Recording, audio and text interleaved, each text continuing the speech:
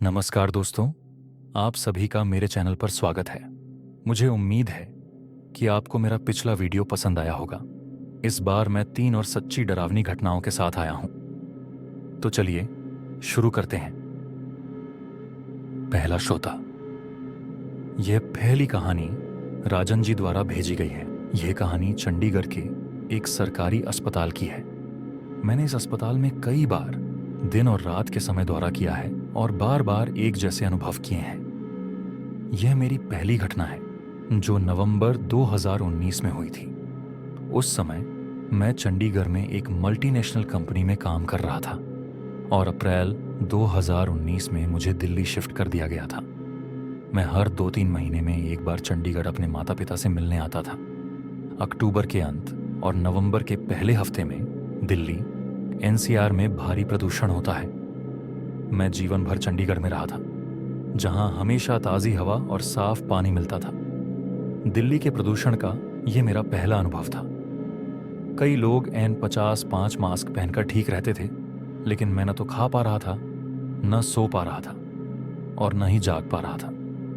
किसी तरह मैंने 1 महीने की छुट्टी ली और चंडीगढ़ आ गया। 3 दिन में मेरी तबीयत ठीक हो गई। संयोग से मेरे पिता को एक स्वास्थ्य समस्या हुई और उन्हें हर्निया सर्जरी के लिए GMCH 33 अस्पताल का नाम में भर्ती कराया गया। मैं घर पर छुट्टी पर था, इसलिए मैंने रात में अस्पताल में उनके साथ रहने का फैसला किया। सर्जरी सफल रही और उसके बाद मेरे पिता को ट्रॉमा वार्ड में रखा गया। उनके आसपास के मरीजों का इलाज दुर्घटनाओं या गंभीर चोटों के लिए किया जा रहा था। वहां रहना और चारों ओर दर्द देखना कठिन था। शुरुआत के कुछ दिन मैं आधी रात को सो जाता था और सुबह उठकर सामान्य अस्पताल की जिम्मेदारियां निभाता था। 4-5 दिन ऐसे ही बीते और मैं रात की शिफ्ट में ढल गया। छठी रात, जब मैं अस्पताल में पूरी तरह जाग रहा था, मैं वार्ड से बाहर निकला और देखा कि 2 पुरुष नर्स ड्यूटी पर थे। मैं आगे टहलने चला गया। सब कुछ सामान्य था, लेकिन रात के 1:30 के बाद अचानक सभी दरवाजे जोर जोर से ढकने लगे। ऐसा लग रहा था जैसे अस्पताल में आग लग गई हो या कोई आपात स्थिति हो। मैं तुरंत अपने पिता के वार्ड की ओर भागा, लेकिन वहां कोई धुआं या घबराहट के संकेत नहीं थे। फिर भी दरवाजे धड़कते रहे। मैंने पास में बैठे एक नर्स को बुलाया, लेकिन वह अपने फोन पर व्यस्त था और उसने कोई प्रतिक्रिया नहीं दी। दरवाजे लगातार ढकते रहे। मैं एक दरवाजे के पास गया और देखा कि वह बाहर से बंद था, लेकिन ताले के हिलने से साफ था कि कोई अंदर से दरवाजा पीट रहा था। मैं बहुत डर गया था। तभी पास के एक कमरे का दरवाजा खुला था। पंखा पूरी गति से चल रहा था और पर्दे जोर जोर से फट रहे थे। अंदर से किसी ने मेरा नाम लेकर मदद के लिए पुकारा। राजन पूरी तरह से डर गया और नर्स के पास जाकर बताया कि उस ओर से आवाजें आ रही हैं। नर्स ने सीधी शक्ल में कहा, यह सब 3:30 तक चलेगा और 4 बजे तक सब शांत हो जाएगा। मैं समझ नहीं पाया। जैसा उसने कहा था, दरवाजे 3:45 तक ढकते रहे और फिर अचानक सब शांत हो गया। मैं इस अनुभव से हिल गया था और सुबह तक रुका रहा। मैं यह जानने के लिए उत्सुक था कि उन दरवाजों के पीछे क्या था। सुबह 9 बजे दरवाजा खुला। वह एक मरीजों की रसोई थी, जहां कुछ बर्तन और वॉश बेसिन के अलावा कुछ नहीं था। अगली रात वही समय, वही दरवाजे की धड़कने। इस बार वार्ड में एक नया मरीज था जो यूपी का निवासी था। वो एक शारीरिक आघात से उबर रहा था और बार बार अपने परिवार से सिगरेट जलाने की जिद कर रहा था। परिवार ने मना किया, नर्सों ने चेतावनी दी, लेकिन देर रात परिवार ने हार मान ली और उसे रजाई के अंदर सिगरेट जलाकर दी। आधी सिगरेट पीते ही धुआं रजाई से बाहर निकला। नर्सों ने देखा और रजाई उठाते ही वह मरीज मृत पाया गया। रात भर दरवाजे ढकते रहे, लेकिन मैं वार्ड से बाहर निकलने की हिम्मत नहीं जुटा पाया। अगली रातों में मैं वार्ड में रहा और 1:30 से 3:30 के बीच का समय समझ गया। मैंने महसूस किया कि आसपास कुछ है जिसे मैं देख नहीं सकता, लेकिन महसूस कर सकता हूं। नर्सों से पूछने पर एक ने कहा, यह सब होता है, हम इसे नियंत्रित नहीं कर सकते। हम यहां मरीजों की सेवा के लिए हैं और वही करेंगे। ये बात मुझे समझ नहीं आई। लेकिन ये बात साफ थी कि इन चीजों का अस्तित्व है और हमें उनका सम्मान करना चाहिए। 2 साल बाद जब मैं उसी अस्पताल में वापस गया तो रात के अनुभव वही थे, लेकिन इस बार मैं आत्मिक रूप से परिपक्व था और ज्यादा ध्यान नहीं दिया। दूसरा श्रोता। नमस्ते दोस्तों, मेरा नाम सौरभ है। दोस्तों, आज जो कहानी मैं आपको सुनाने जा रहा हूं वो मेरे मामा के साथ हुई एक ऐसी खौफनाक घटना के बारे में है जिसे सुनकर आपके रोंगटे खड़े हो जाएंगे। ये किस्सा करीब 40-45 साल पुराना है, जब वो कुंवारे थे। मेरे मामा भूत प्रेत पर यकीन नहीं करते थे, लेकिन एक रात ने उनकी पूरी सोच बदल दी। वो पुणे, महाराष्ट्र का एक शहर जाने का प्लान बना रहे थे। उस जमाने में यज़दी बाइक का क्रेज था और उन्होंने अपने दोस्त से बाइक उधार ली। पुणे की सड़कों पर घूमते हुए शाम का अंधेरा धीरे धीरे पसरने लगा। मामा को लगा कि अब घर लौटने का वक्त हो गया है। वो बाइक स्टार्ट करके तेजी से निकल पड़े। रास्ते में उन्हें एहसास हुआ कि वो जिस रास्ते से जा रहे हैं वो शॉर्टकट है, लेकिन थोड़ा सुनसान और डरावना भी। रास्ते में पड़ता था एक पुराना हिंदू शमशान घाट। कहते हैं वहां से रात को गुजरना किसी चुनौती से कम नहीं होता। मामा ने सोचा, अरे मैं कौन सा डरता हूं भूत प्रेत से। लेकिन जैसे ही वो शमशान के पास से गुजरे उनकी रफ्तार धीमी पड़ गई। अजीब सी ठंडक हवा में थी और तभी मामा को लगा जैसे किसी ने पीछे से कसकर पकड़ लिया। किसी का ठंडा बर्फ जैसा हाथ उनकी कमर के पास था। उन्हें महसूस हुआ कि बाइक की पिछली सीट पर कोई बैठ गया है। मामा का दिल जोर से धड़कने लगा। वो कुछ बोलना चाहते थे, लेकिन आवाज गले में ही अटक गई। तभी एक भयानक हंसी उनके कानों में गूंज उठी। वो हंसी इतनी अजीब थी जैसे कोई औरत किसी गहरे कुएं से हंस रही हो। मामा ने डर के मारे बाइक और तेज चलाई, लेकिन हंसी और जोर से सुनाई देने लगी। तभी गांव की सीमा में पहुंचते ही एक जान पहचान वाले ने मुस्कुराते हुए पूछा, अरे मामा, बड़ी जल्दी में हो, लेकिन ये पीछे कौन है? बड़ी सुंदर लड़की है। मामा का खून जम गया। उन्होंने बाइक नहीं रोकी, ना ही पीछे मुड़कर देखा। सीधे मंदिर की ओर बाइक मोड़ दी।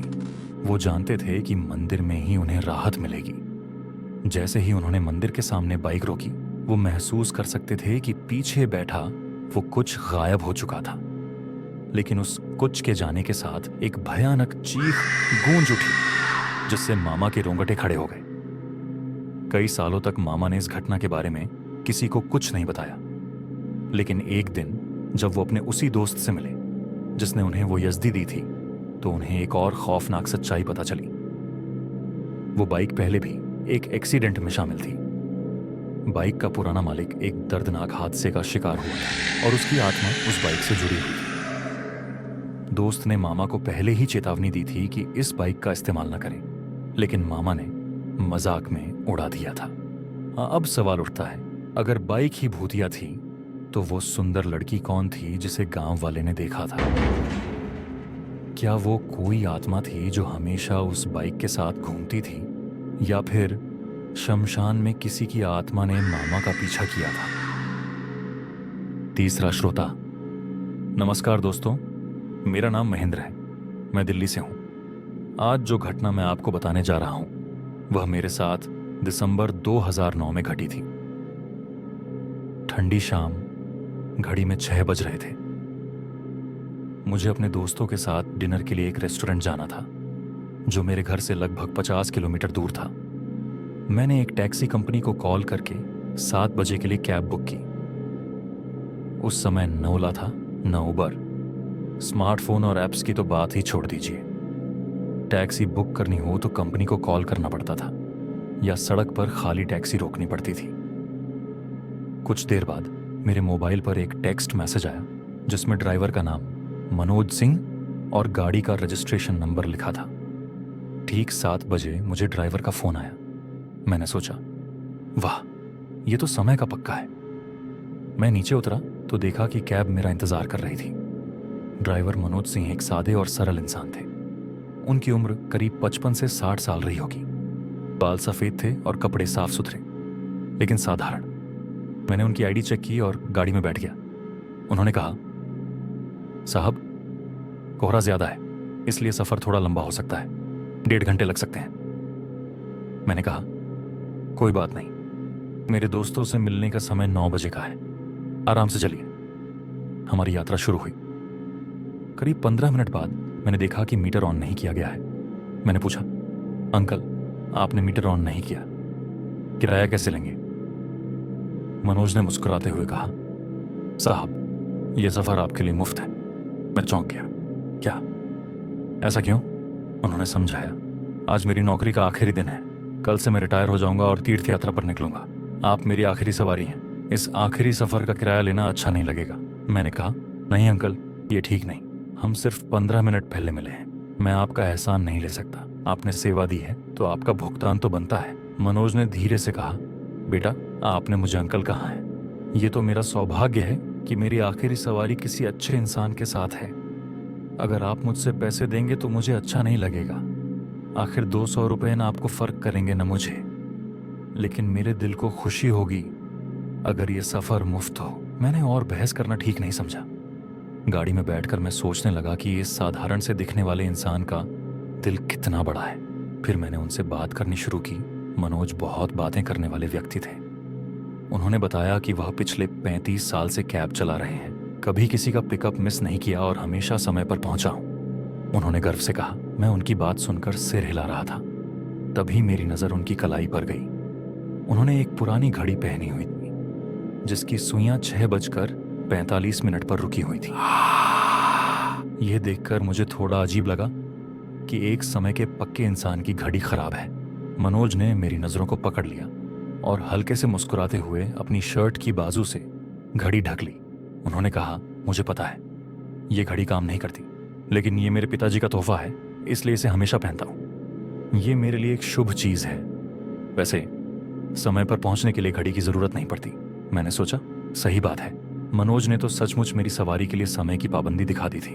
हम बात करते करते अपने गंतव्य तक पहुंचे, जैसे उन्होंने कहा था, ठीक समय पर। गाड़ी से उतरते समय मैंने उनसे कहा, अंकल, आप जैसे अच्छे इंसान से मिलना बहुत दुर्लभ है। मैं जानता हूं आप पैसे नहीं लेंगे, लेकिन आपसे एक विनती है, कृपया मेरी ये घड़ी याद के तौर पर स्वीकार कर लीजिए। मैंने अपनी कलाई से घड़ी उतारी और उन्हें दी। पहले उन्होंने मना किया, लेकिन मेरी जिद पर उन्होंने इसे ले लिया। मैंने उन्हें धन्यवाद दिया और अलविदा कहा। मनोज गाड़ी लेकर चले गए और मैं रेस्टोरेंट में अपने दोस्तों से मिलने चला गया। बस 5 मिनट बाद मेरा फोन बजा। दूसरी तरफ से एक महिला बोली, सर, हम माफी चाहते हैं कि आपकी कैब अभी तक नहीं पहुंची, हम तुरंत दूसरी कैब भेज रहे हैं। मैंने हैरानी से कहा, क्या मतलब? कैब तो आई थी और मुझे मेरी मंजिल तक छोड़ भी गई। महिला कुछ देर चुप रही, फिर बोली, सर, आपको कौन लेने आया था? मैंने कहा, मनोज सिंह। मैंने उनकी आईडी और गाड़ी का नंबर भी चेक किया था। महिला की आवाज कांप रही थी। उन्होंने कहा, सर, शायद कोई गलतफहमी हो गई है। मनोज सिंह का आज शाम 6:45 पर एक एक्सीडेंट हो गया था। एक ट्रक से टकराकर उनकी तुरंत मौत हो गई। वह आपको लेने ही जा रहे थे। मेरा शरीर ठंडा पड़ गया। फोन मेरे हाथ से गिर गया। मेरी समझ में आया कि मनोज ने मुझसे पैसे क्यों नहीं लिए। उन्हें पैसे की जरूरत नहीं थी जहां वह जा रहे थे, और उनकी घड़ी 6:45 पर क्यों रुकी थी? वह उनके आखिरी पल का समय था। फिर भी उन्होंने अपनी आखिरी ड्यूटी पूरी की और वक्त के पाबंद रहे, जैसा कि उन्होंने कहा था। मैं रेस्टोरेंट के ऐसी लॉबी में खड़ा था, लेकिन पसीना पसीना हो गया। अचानक मुझे अपनी कलाई की तरफ देखने का ख्याल आया। मेरी घड़ी अभी भी मेरी कलाई पर थी। मनोज को मेरी घड़ी की भी जरूरत नहीं थी।